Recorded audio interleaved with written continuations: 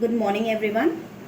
So, here I am with the second part of the lesson, My Mother at 66.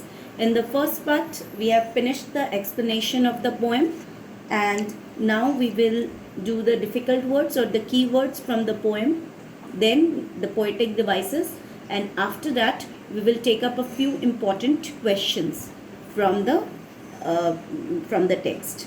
So, let's come to the difficult words. The first difficult word is doze, which means a nap or a short sleep. We see her mother dozing, which means she lacks energy.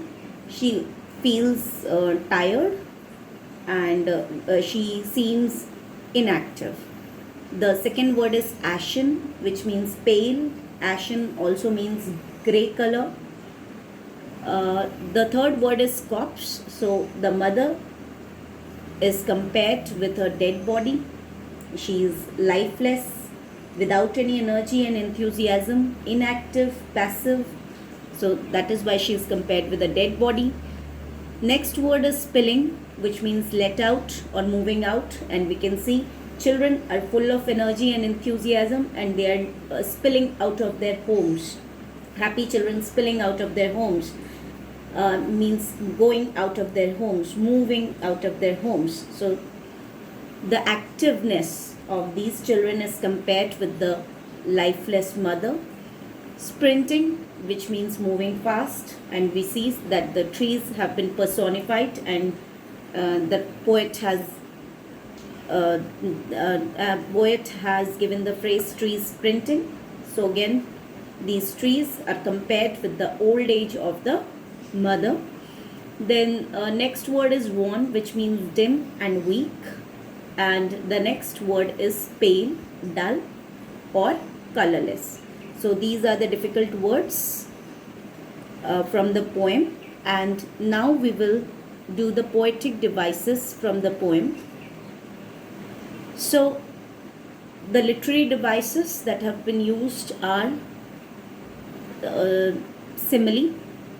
The first simile that we see in the poem is her face ashen like that of a corpse. So it is a direct comparison of the mother with a corpse. Corpse means a dead body, and she is as lifeless as a dead body. So here the poet has made this comparison. The second literary device we can see in the poem is trees sprinting and merry children spilling out of their homes. Again, trees sprinting and merry children. Again, this shows a comparison between her mother and the world outside, which is happy, active, energetic and enthusiasm. Basically, what we can see is that it is a comparison between life and death, and death. Next is personification.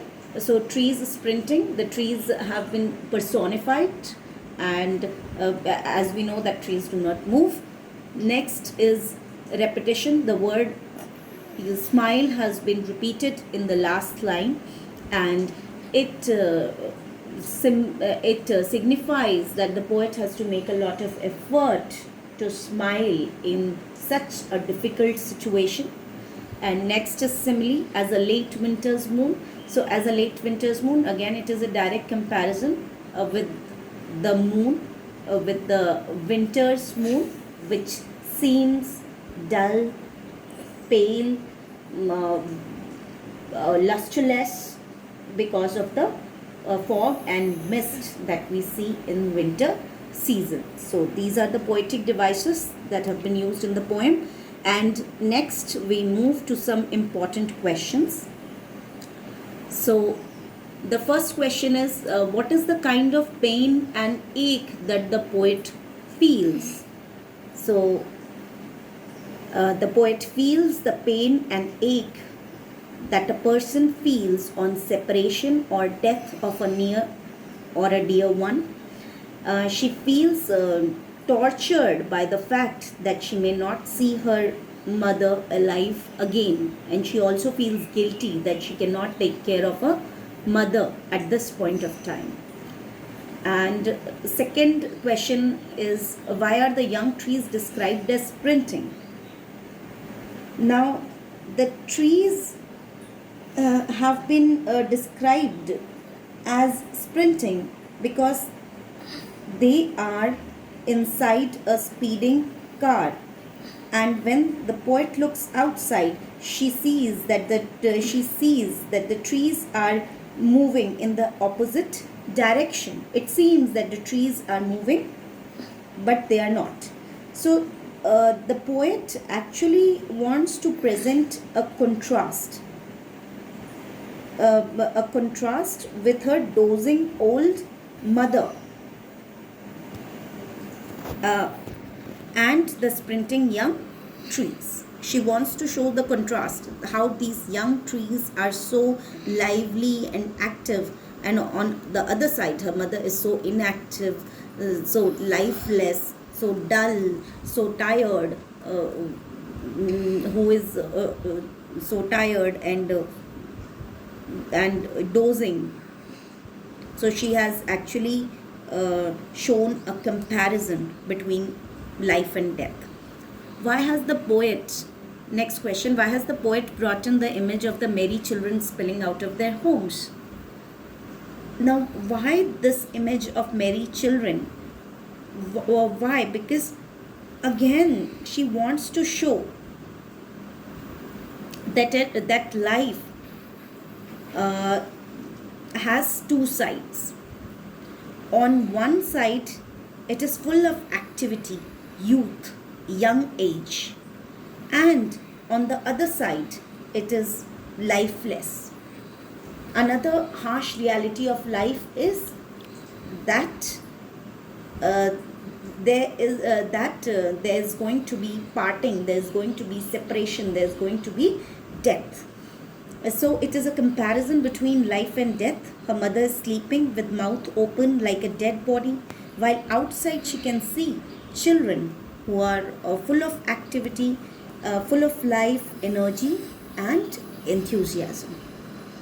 Now let's take up the next question, which is why has the mother been compared to the late winter's moon? So the poet has compared her with the late winter's moon because winter's moon usually looks hazy and it appears to lack brightness and luster due to the mist and fog.